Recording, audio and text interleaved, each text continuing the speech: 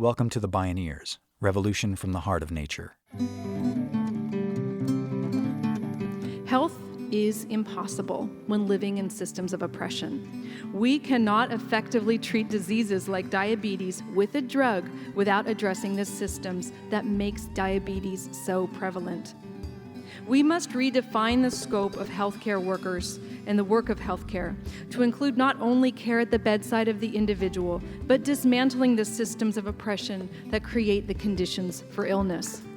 And finally, we must reintegrate with the earth, with each other, and within ourselves. We must decolonize. It's all alive. It's all connected. It's all intelligent. It's all relatives. We stand at the threshold of a historic opportunity in the human experiment to reimagine how to live on Earth in ways that honor the web of life, each other, and future generations. It's a revolution from the heart of nature and the human heart.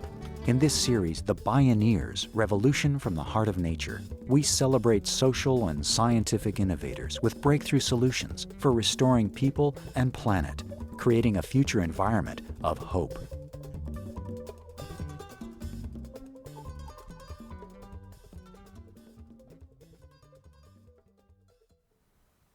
When we hear the word health, it's usually framed as personal health. The implication is that health is our personal responsibility. Diet, exercise, stress reduction, and the menu of healthy lifestyle choices we're individually obligated to make. But what about the reality that a newborn baby today carries as many as 280 synthetic chemicals in her body? Or that according to several meta-studies, 70 to 90% of cancers are directly related to toxic exposures in the environment or the workplace? These are not personal choices. These realities are the result of decisions made without our consent as citizens, or often even our knowledge. The living biological truth is that human health is dependent upon the health of nature's ecosystems, while the social truth is that we're all involuntary subjects in a mass medical experiment gone terribly wrong. Since the 1990s, a growing global movement of concerned scientists, doctors, public health advocates, and others have been advancing a new medical paradigm, ecological medicine. Ecological medicine anchors public health in the health of ecosystems. After all, the great health advances of the 19th century had little to do with medical care and everything to do with public health measures. Maintaining clean water supplies and quarantining the sick resulted in steep declines in diseases. In this half hour, Dr. Rupa Marya expands upon ecological medicine to encompass what she calls social medicine. As Associate Professor of Medicine at UC San Francisco and Faculty Director of the Do No Harm Coalition, she says we need to dismantle the harmful social structures that directly lead to poor health outcomes and build new structures that promote health and healing. In other words, we'll improve our health by changing society. This is Social Medicine, Restoring Public Health by Changing Society. I'm Neil Harvey. I'll be your host. Welcome to the Bioneers, Revolution from the Heart of Nature.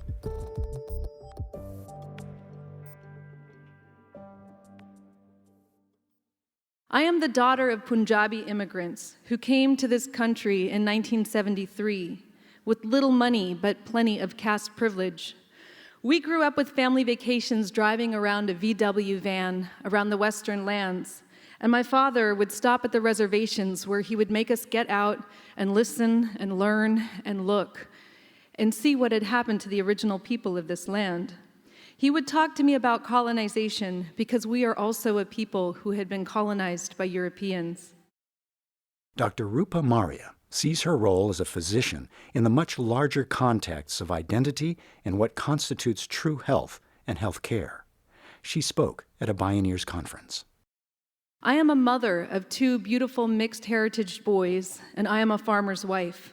I am a physician who works in adult medicine and who witnesses society's ills manifest in my patients' bodies, and a doctor who sees racism and state violence as an urgent public health issue. I am a touring musician who has played in 29 different countries, singing in 5 different languages with the band Rupa and the April Fishes. And to use a phrase taught to me by Miwok elder Wounded Knee, I am an earth person. What I'm going to describe for you today is a system of domination in which we live and what I believe are the direct health consequences of that system for all of us. Today, we will be talking about the impact of social stressors, which have been shown to cause chronic inflammation. These diseases require more systemic approaches, not simply focusing on the individual, but rather moving our gaze to the structures of society, helping us see how the individual pursuit of health is actually futile in a system that makes health impossible. As a practicing physician, Rupa Marya examines how social structures can predispose disadvantaged groups to certain illnesses. During a conversation at a Bioneers conference, she shared a medical lesson she learned while farming. So I married this wonderful farmer, and he's teaching me a lot about growing things. And when we moved onto our property in Oakland, the orange tree had rust on it. And I was like, let's get the neem oil. Let's put things on it. It was my doctor's mind. Like, let's zap this thing. And he's like, let's put some compost. Let's pitchfork the soil around it. Let's give this tree some love. And I learned so much very humbly from him because that sense of caretaking is very different than the sense that I was trained with. And so as I have worked in the hospital and seen people come back with recurrent, sometimes deadly infections, the question is, what can we do for that person to increase their immunity and increase their health, restore their wellness so that their body can resist and fight these things rather than keep slamming people with antibiotics that can have untoward effect. In dire situations in the ICU or when someone's deathly ill, you go for the antibiotic. When they're not there, but they're still not in a place of health, how do you restore those systems? And I think that we are not trained in a way to be creative thinkers as medicine people in this context of a capitalist, profit-driven medical system, which is why I feel it is deeply unethical, because we have so much more at our disposal, so much more science available, so much more thinking available that could be used to help serve our patients and the overall general health of our populations, not just the poor and indigent, but everybody. Dr. Marya points out that because preventative medicine isn't profitable, it's marginalized in the capitalist medical model. Over 60% of all bankruptcies filed in the U.S. are tied to medical debt. Just one serious health problem can push a family into poverty or homelessness. And now that the climate crisis has become a permanent emergency, the ER has to confront a new existential emergency, radically escalating and unprecedented medical challenges. I was working at the hospital the days that San Francisco reached 106 degrees, and the emergency room looked like a war zone. There were people in stretchers lining the halls. We had people coming in having heart attacks who had completely clean coronaries. We had people having bone marrow suppression from heat exhaustion. And the hospital halls were so hot that people who were febrile with fevers went to the ICU because they were just the ambient heat of the room it just made this catastrophic series of events in their own bodies. And we actually have a case that came up of a woman who was admitted, had a fever. It got so high because her room was 95 degrees in the room. She went to the ICU. She ended up dying. And it's come up as a morbidity and mortality case. And they called me to talk about the case. And I was like, we need to talk about how we are unprepared for climate change. And through that experience, it's pushing us now as health practitioners, at least on the front lines in the hospitals, to start asking these questions a little bit more desperately. So I'm hearing hospital administrators talk about, oh, this is climate change, and we are unprepared. I'd never seen that kind of acknowledgement. I'm hearing doctors talk about capitalism as a health problem. Dr. Rupa Marya also knows that one critical factor in health and healing is the strength of our social relationships. So instead of the doctor knows best, top-down approach, what happens when doctors, patients, and their families come together in community to discuss the patient's health in the larger context of the social and political environment? So I had a 50-year-old mom, African-American woman, who was in the hospital for her 5th or 6th exacerbation of lung disease from smoking crack. And this time she had smoked crack. It was laced with levamisole, which is a antiparasitic that caused this inflammation of her blood vessels.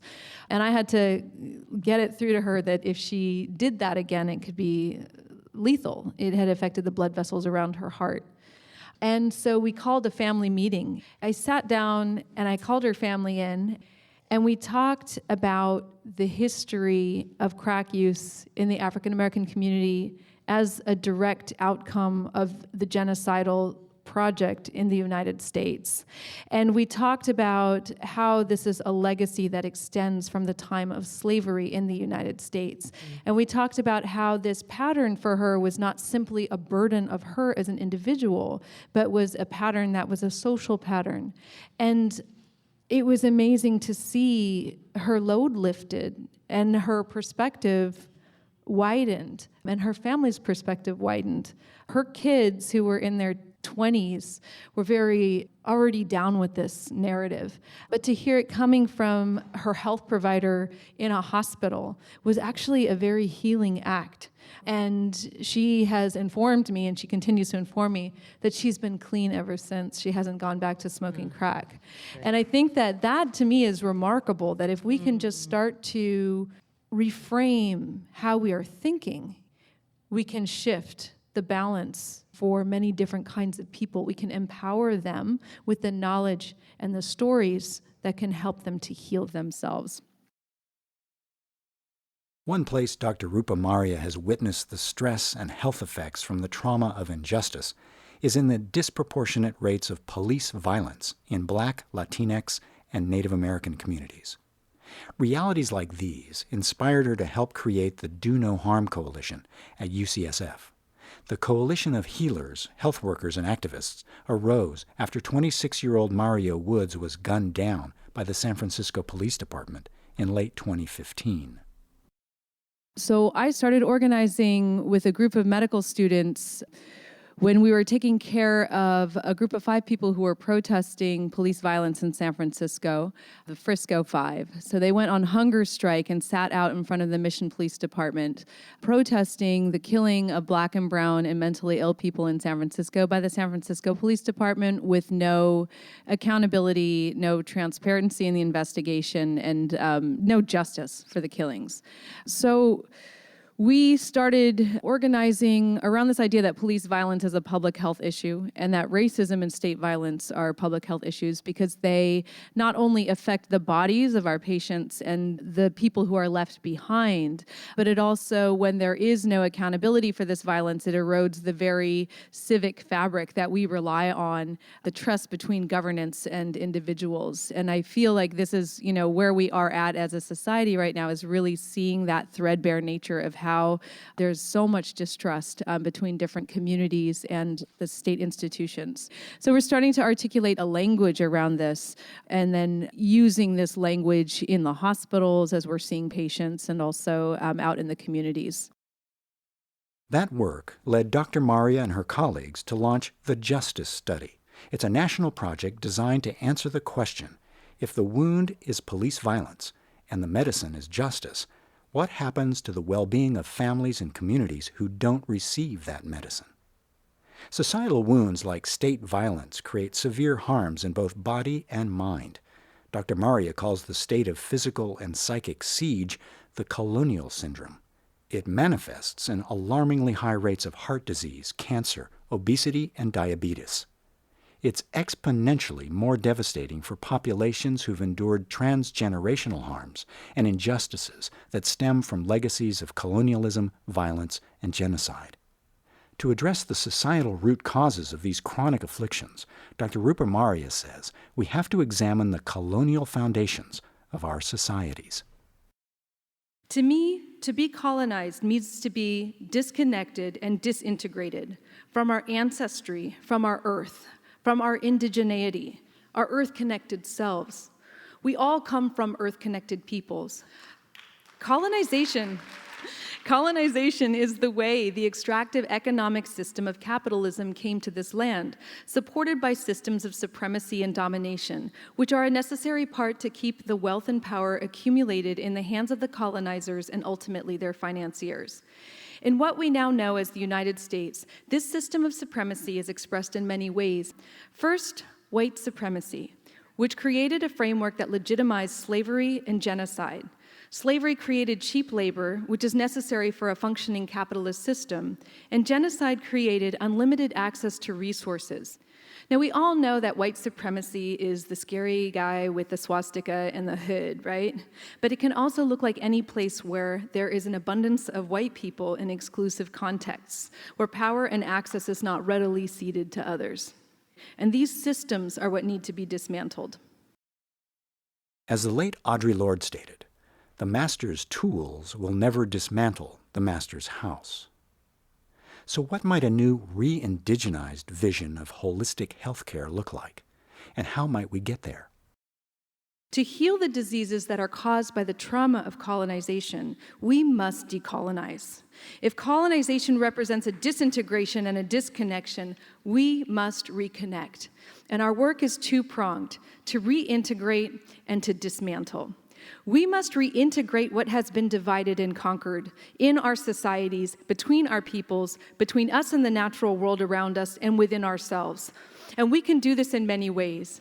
By promoting acts that increase local autonomy and self-determinism, by exposing the myth of treating the individual as limited in its ability to actually address root causes of diseases, by reconnecting to who we were before our respective colonization through songs, traditional knowledge, reawakening our food and medicine ways, and reawakening our relationships to each other, to the earth around us, and to other beings.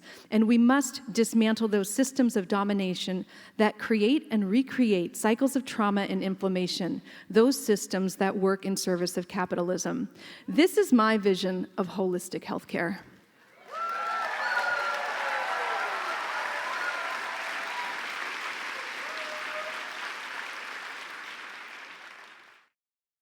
For Dr. Rupa Marya, decolonizing medicine also means using what she calls her white coat privilege to assist communities to reclaim their health by seeking justice and equality.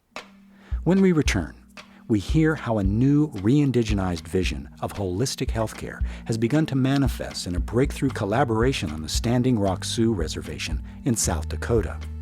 This is Social Medicine, Restoring Public Health by Changing Society. I'm Neil Harvey. You're listening to the Bioneers, Revolution from the Heart of Nature. Rise, you fallen fighters. Rise and take your stance again. She who learns to run away lives to fight another day.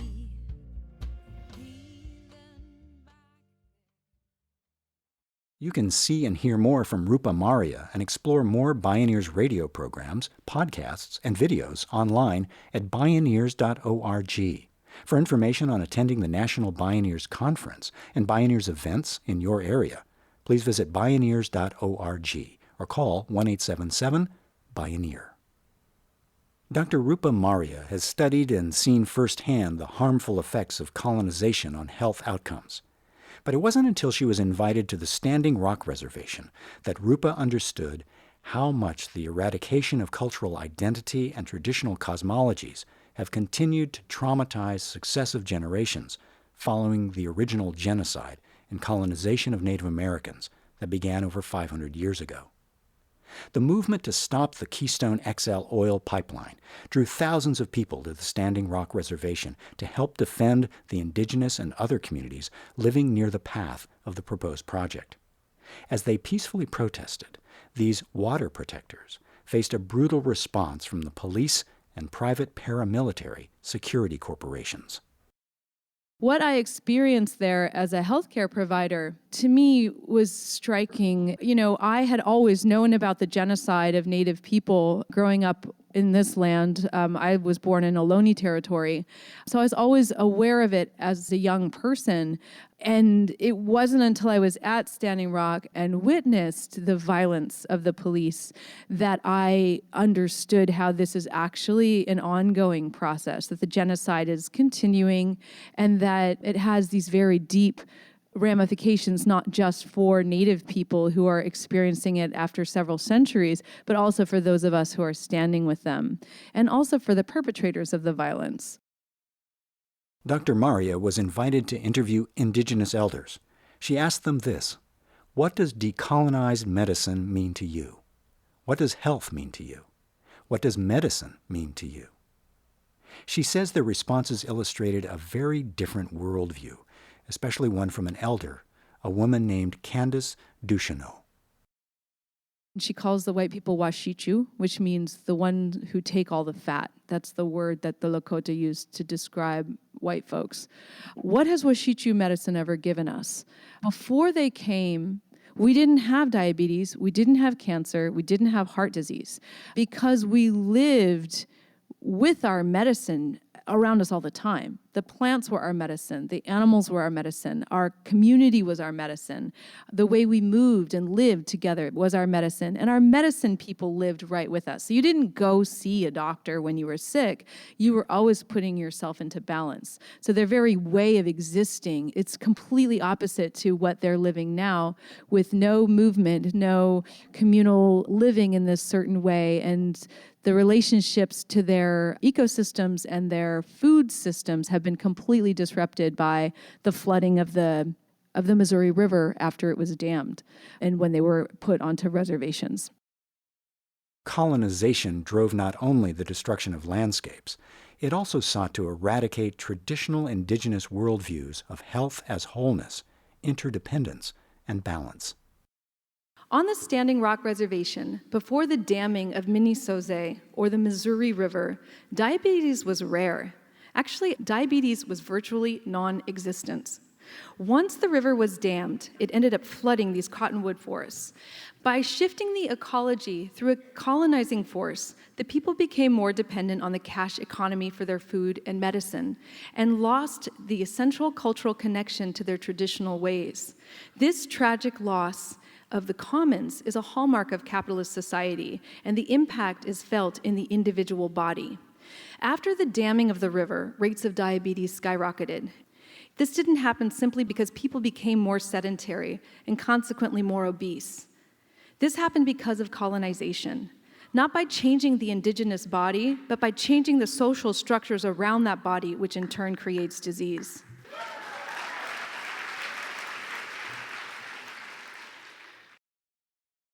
But today, a cultural and political renaissance among many indigenous tribes and communities is starting to challenge and reverse the destruction, to reimagine what healing looks like, and to build the structures and relationships to grow a new model. With her team, Dr. Marya began to collaborate with Lakota Dakota health leaders to explore how they could collectively create structures and systems to help improve health outcomes and strengthen community resilience. The overriding questions: how do you decolonize medicine? And what does healing look like when personal health, ecological well-being, and social justice are the core values for public health systems? We've decided that we would like to create a partnership to create this clinic and farm. And some of the things that we have decided we absolutely want for this space in order to decolonize medicine is to have a kitchen, traditional round structures, a waiting area. There will be a pharmacy that will have a formulary that will include the herbs and the medicines that we medical people use and to check their cross-reactivities. Interestingly, they wanted to have private exam rooms that could be big enough to fit a family. So the concept of privacy is very different in Lakota culture. Like, they want everyone in the exam room having the dialogue with them because often illness is seen as a system issue. It's not just an individual, it's how these things are relating. They want to have a spiritual and ceremonial space integrated not as a side offshoot, but in central to the way this physical space will be. And they also want a children's area and an elders area. These are things that we don't commonly think of in a clinic. They would like to have a birthing center eventually. They want to have classrooms. They want to have housing. They want to be off the grid. They want to have water recycling. So they really see that this clinic could be a vision for how they could be building and how they could be taking care of themselves. And for me, this clinic is really the greatest example of social medicine, because I believe that we cannot move forward as a society until we address our primary violence, which is against the Native people. This emerging vision of social medicine is combining powerfully with ecological medicine's first principle, that human and environmental health are one notion, indivisible. It unites ancient worldviews of health as wholeness with practical contemporary public health models. The quest is to create new ways of doing medicine that can serve as an example for other communities. For Dr. Rupa Marya, decolonizing medicine starts with reclaiming our power as citizens to create institutions and build an authentic democracy. In other words, she asks, how do we change society? This same question goes to how do we encourage our citizens to actually make this place a democracy? How do we encourage people to take back the right to clean water? How do we encourage people the right to have access to land that they can make their food from without it being poisoned? These are all big questions. How do we start a revolution? What I want you to remember from this talk is this. Health is impossible when living in systems of oppression. We cannot effectively treat diseases like diabetes with a drug without addressing the systems that makes diabetes so prevalent. We must redefine the scope of healthcare workers and the work of healthcare to include not only care at the bedside of the individual, but dismantling the systems of oppression that create the conditions for illness. And finally, we must reintegrate with the earth, with each other, and within ourselves. We must decolonize.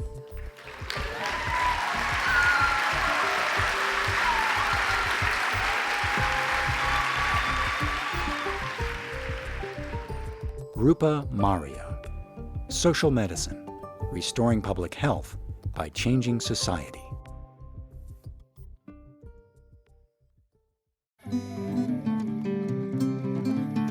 To explore more Bioneers radio programs, podcasts, and videos, visit Bioneers.org.